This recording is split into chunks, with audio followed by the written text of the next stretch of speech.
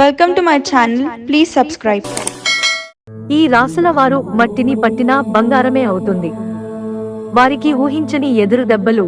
ఈ ఆంగ్ల నూతన నామ సంవత్సరంలో 2024లో ద్వాదశ రాశి గ్రహచార ఫలములు ఎలా ఉందో తెలుసుకుని ప్రయత్నం చేద్దాం.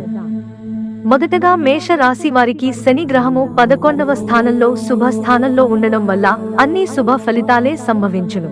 ఏ పని చేసినా అవలీలగా పనులు నెరవేరుతాయని, అలాగే వృషభ రాశి వారికి ఈ ఆంగ్ల నామ సంవత్సరంలో గురువు 12 స్థానంలో అశుభుడు ఆగుట వలన అనుకున్న పనులు ఆలస్యమగును.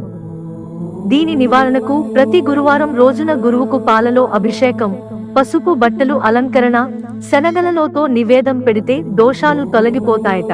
అలాగే మిథున రాశి వారికి చూసుకున్నట్లయితే శివుడు అగుట వలన పట్టిందల్లా బంగారం అవుతుంది. భూములు కొనుగోలు, ఇల్లు కట్టుట, కొత్త వ్యాపారం చేయుటకు చాలా మంచిదని. ఇకపోతే కర్కటిక రాశి శని 8వ స్థానంలో సంచారం వలన మనం చేయు పనులందు ఆటంకం కలుగును. దీని నివారణ ప్రతి శనివారం రోజు శని గ్రహానికి నువ్వుల నూనెతో అభిషేకం, నల్ల బట్టలు, నల్ల నువ్వులతో పూజ జరిపిస్తే గ్రహదోషం పోతుందనట.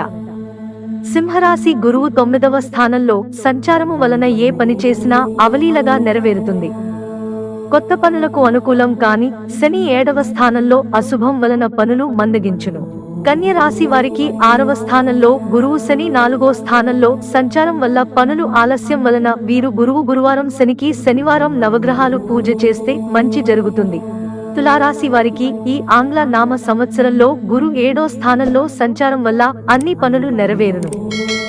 శని 5వ స్థానంలో అడుగు పెట్టడం వలన శని పూజ జరిపించుకుంటే అంత శుభమే కలుగుతుంది.